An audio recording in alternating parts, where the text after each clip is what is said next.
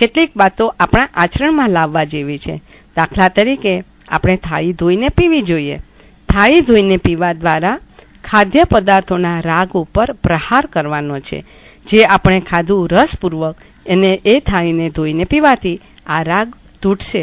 આયંબિલ કરનારને સ્વાદ પર વિજય મેળવવો છે, તેમ થાળી ધોઈને પીનારને પણ સ્વાદ ઉપર વિજય મેળવવો છે. બંનેના દ્રષ્ટિકોણ સમાન જ છે. બંને રસના પર પ્રભુત્વ મેળવવું છે, સ્વાદને જીતવો છે. બીજું, એઠી થાળીમાં 48 મિનિટ પછી સમૂર્છિમ જીવોની ઉત્પત્તિ અને મરણ ચાલુ થઈ જાય. આપણો આત્મા આ જીવોના નાશમાં કારણ બની જાય. આમ થાળી ધોઈને પીવાથી જીવો પ્રત્યેની કઠોરતા તૂટવા પામે છે, આત્મા કોમળ બને છે. આ ખાદ્ય પદાર્થો પ્રત્યે આત્મામાં વૈરાગ્ય પેદા થવો જોઈએ. જે લોકો ચોવિયાર કરતા હોય અથવા રાત્રિ ભોજનનો ત્યાગ કરતા હોય તે અતિ ઉત્તમ છે, પરંતુ એ ચોવિયારની છાયા આત્મા પર સતત રહેવી જોઈએ. એને 5-15 વખત યાદ કર્યા કરવું જોઈએ. મેં પ્રત્યાખ્યાન એટલે કે પચખાણ કર્યું છે. મારા ચોવિયાર વડે કેટલા બધા જીવોને અભયદાન મળશે. પછી ચોવિયાર કર્યા પછી શક્ય હોય ત્યાં સુધી બહાર જવું નહીં જોઈએ. તેનાથી જીવોને બચાવવાનો જે ભાવ, જે પ્રત્યાખ્યાન હતું તે તૂટી જાય છે.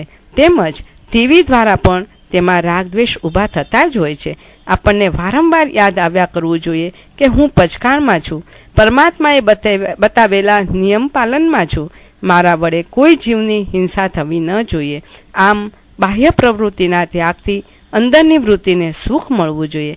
દાખલા તરીકે સામાયિક કરી શરીરને કષ્ટ આપ્યું, શરીરના અંગોપાંગને સંકોચી રાખ્યા, પણ એમાં આત્મસુખની વૃત્તિ હશે તો એ કષ્ટ ન લાગતા સુખની અનુભૂતિ કરાવશે અને 6 કાયના જીવોને અભયદાન અપાયાનો આનંદ હશે. દાખલા તરીકે ખંદક મુનિ, મેતારજ મુનિ, એમને જ્યારે ખંદક મુનિને ઘાણીમાં પીલાઈ જવાનું આવ્યું ત્યારે તેઓ અંદરના ઊંડાણમાં હતા. ત્યારે તેમને આ કષ્ટ ન લાગ્યું. મેતારજ મુનિને પેલી વાધર બાંધવામાં આવી માથા ઉપર, છતાં પણ તેમના અંતરમાં માત્ર અર્યંત હતું. તો તેમના કર્મની નિજરા થઈ અને મુક્તિ થઈ. એ જ રીતે ધન્નાજી અને શાલીભદ્રજી, તેઓએ એક વખત સંસારનો ત્યાગ કર્યો, પછી એમને ધગધગતી શિલા પર સૂઈ જવાનું પણ કષ્ટ નહીં લાગ્યું, કારણ કે તેઓ તેમના આત્મામય બની ગયા હતા. આમ સંયોગથી મળેલા ધન, સંપત્તિ, પરિવાર, શરીર સુખમાં આનંદ હોય છે. તે આપણને ઉપાદેય એટલે કે આચરવા યોગ્ય લાગતું હોય છે, પરંતુ આ ભાવ દુઃખ છે. એનાથી વિપરીત મળેલા સંજોગોમાં હેય રૂપતા એટલે કે ત્યાગ કરવા યોગ્ય લાગે તો તે ભાવ સુખ છે.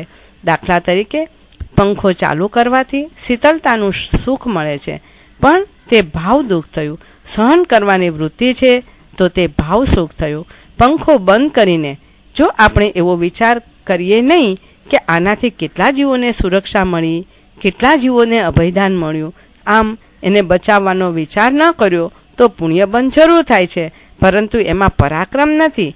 અંદર મિત્રતાનો ભાવ હશે તો ગરમી તરફ દ્વેષ નહીં રહે. આ ભાવ સુખ છે અને એમાં જ આપણા આત્માનું સુખ છે. ઓમ શાંતિ શાંતિ શાંતિ. પરમાત્માની આજ્ઞા વિરુદ્ધ ઉત્સૂત્ર પ્રવૃત્તિ થઈ હોય તો હું માફી માગું છું. મિચ્છામિ દુક્કડમ.